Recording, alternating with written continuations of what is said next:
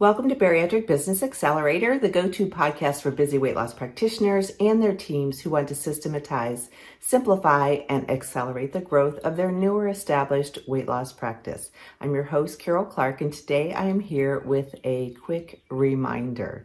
As clinicians, whether you're the surgeon, the practitioner, one of the team, we are all trained in our training at hospitals and in our educational programs to do things a certain way. And while best practices are definitely a good thing, and while we all are there to serve the patient and provide the most quality care, sometimes we forget about the fact that especially if you are the lead in your own practice, or even if it's a multi-specialty group, and those are the groups that I work with the most, independent practitioners or multi-specialty groups who have weight loss as a component, we still have a choice as to how you want to design your practice, how you want to evolve your practice. And so naturally it will change over time, but the thing to remember is that when you have frustrations, there's almost always an alternative way that you can provide that care. And so sometimes this can affect lots of different things. First of all, you have a choice in terms of how you have your schedule arranged.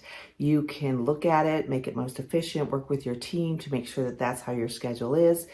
When you look at what hours you're going to be open or which hours you're going to be working, you have a choice in that for the most part. So we want to make sure that you acknowledge that and that you take advantage of that as someone who is the entrepreneur. You get to pick, and you also get to select how big you want your practice to be or how small, concierge, and boutique you want your practice to be. You get to choose whether you want to do everything in person, face-to-face, or whether you want to integrate telehealth or more of an online model, or do you want to have a hybrid? So you get to choose. You can evolve that. You get to choose where it is that you have your practice. If you have one location, multiple locations, you get to choose how big your team is, how small your team is, what additional revenue streams you want to offer, how you track everything, how you do your marketing. Do you show up in videos? Do you hate doing videos and you'd rather write? Do you want your team to take that over? Do you want someone else outside your practice to do that in an efficient way and you can just kind of guide the content and oversee things? The important thing to remember is that we all can make things as complicated or as simple as we want. We can all make things as big as we want or keep them as small as we want. And we always have a choice, especially if you're an independent practitioner, which is why you probably establish your practice in the first place. You get to pick what insurance companies you're going to take, which ones you may not choose to participate with, whether you want to have any cash pay services or not, what typical procedures you want to offer, whether you want to do those inpatient or outpatient. Now, granted, there are some insurance restrictions that are out there. We all need to follow the regulations and what is best for the patient in terms of best practices. We need to make sure that everything is done from a full legal and accounting perspective. But at the end of the day, you still have a big say in how you create, establish, and evolve your practice. And I think sometimes we can get in our heads that we have to do it a certain way. And it's just not the case.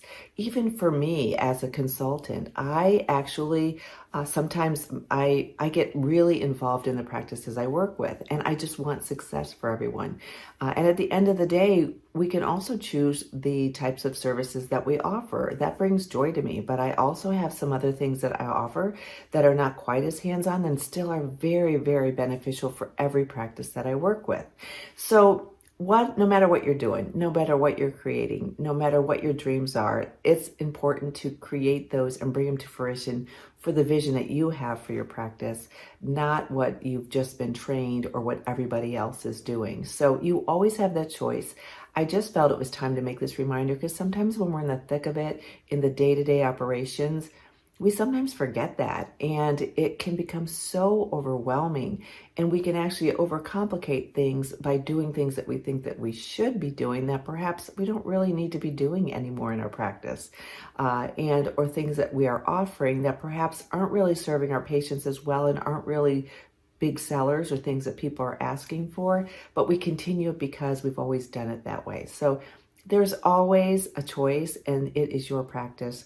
and involve your team. They can come up with great ideas. And if I can ever be of help, sometimes I just do opportunity audits with practices, which is just a free conversation, a complimentary conversation to see what is it that you're doing, where would you like to go, what are some options, and we brainstorm all sorts of really great things for you to then contemplate whether you want to take action on them or not.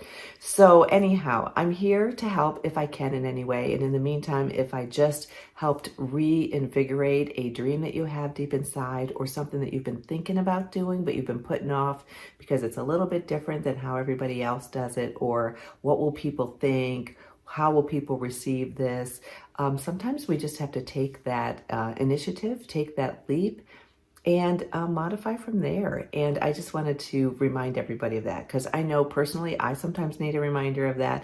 And when I work with practices, sometimes just having those conversations opens up a whole new direction that they want to go in, or a whole new relief about something that they've been wanting to change, that they've been afraid to change, and finally make that change, and it ends up being a good thing. So that's my message for today. I hope you found it helpful. If I can help in any other way, reach out to me, Carol, Karol, at weightlosspracticebuilder.com. If you like this episode or any of the episodes, please give a review. Please subscribe. And in the meantime, until we meet, I wish you all the best, and I'm here to help in any way. Thanks so much.